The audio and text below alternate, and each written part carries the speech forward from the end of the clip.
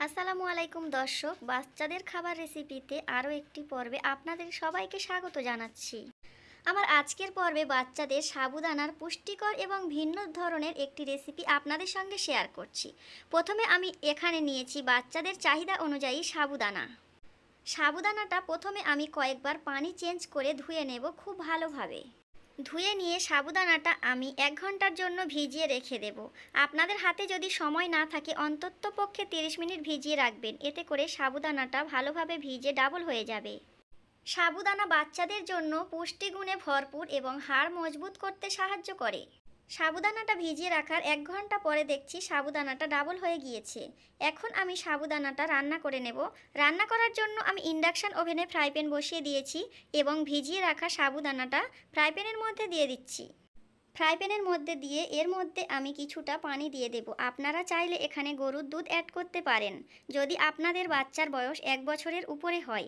আর অবশ্যই খেয়াল রাখতে হবে এখানে কোনো ফর্মুলা মিল্ক অ্যাড করা যাবে না। পুষ্টিবিদরা সবসময় বলেন ফর্মুলা দুধ যদি রান্না করে খাওয়ানো হয় তাহলে কিন্তু ফর্মুলার দুধের কোনো গুণাগুণই থাকে না। তো আপনারা সবসময় চেষ্টা করবেন গরুর দুধ দিয়ে রান্না করার জন্য। যদি আপনার বাচ্চার বয়স 1 বছরের নিচে হয় তাহলে পানি দিয়ে রান্না করার জন্য। তো আমি এখানে তাল মিছরি নিয়েছি, একদম ছোট্ট একটা টুকরো। আপনাদের বাচ্চার বয়স যদি 1 বছরের ঊর্ধ্বে হয় তাহলে আরও কয়েকটা টুকরো নিতে পারেন। তো আমি এখন সাবুদানাটা রান্না করে নেব। আর একটা ডিম আমি ফাটিয়ে নিয়েছি। আপনার বাচ্চার বয়স যদি 8 মাসের নিচে হয় তাহলে অবশ্যই ডিমের কুসুমটা শুধু নেবেন আর সাদা অংশটা বাদ দিয়ে দেবেন, কারণ সাদা অংশতে অ্যালার্জি থাকে, যার কারণে ডাক্তাররা সবসময় 8 মাসের আগে ডিম দিতে বারণ করে।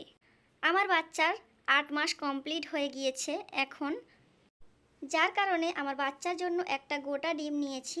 এখন আমি ডিমটা খুব ভালোভাবে ফেটিয়ে অল্প অল্প করে আমি সাবুদানার সঙ্গে মিশিয়ে আমি হ্যান্ড উইচের সাহায্যে খুব ভালোভাবে নাড়াচাড়া করে নেব, যাতে করে ডিমটা দলা পেকে না যায়, এদিকে খেয়াল রাখতে হবে।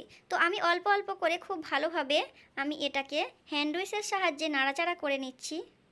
এভাবে করে আপনারা রান্না করে নিতে পারেন। আর এর মধ্যে আপনারা বাটার এবং ঘি দিতে পারেন। তো আমার কাছে বাটার ছিল না, যার কারণে আমি ঘি দিয়েছি। আপনারা ঘির পরিবর্তে বাটারও দিতে পারেন আর এবং বাটারের পরিবর্তে ঘিও দিতে পারেন। তো এই তো খুব ভালোভাবে আমি এখন ফুটিয়ে নিয়েছি, যেহেতু ডিম দিয়েছি কন্টিনিউ অনবরত নেড়ে নেড়ে এখন রান্নাটা রেডি করে নিয়েছি। রান্নার শেষ মুহূর্তে আমি এর মধ্যে 1/2 চা চামচ ঘি দিয়ে দিচ্ছি, এতে করে ফ্লেভারটা আরও সুন্দর আসে। আপনাদের বাচ্চার বয়স যদি 1 বছরের ঊর্ধ্বে হয় এতে একটা এলাচের টুকরোও দিয়ে দিতে পারেন। আমি যে রেসিপিটা বানাচ্ছি এই রেসিপিটা 8 মাস থেকে 13 মাসের বাচ্চারা খেতে পারবেন। এখন আমার রেসিপিটি কমপ্লিট হয়ে গিয়েছে, আমি পরিবেশন করে আপনাদের দেখাচ্ছি। আমার বাচ্চার জন্য একদম উপযুক্ত হয়ে গিয়েছে।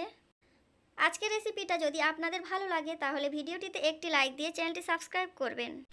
এই খাবারটি আপনার বাচ্চাকে যদি অল্প করে খাওয়ান তাহলে বেশি পুষ্টি খাবে। বাচ্চারা এমনিতেই বেশি খাবার খায় না, তো এমন খাবার বানাতে হবে যাতে করে অল্প খাবারে বেশি পুষ্টি পায়। তো আজকের ভিডিওটা এখানে শেষ করছি। সবাই ভালো থাকবেন, সুস্থ থাকবেন।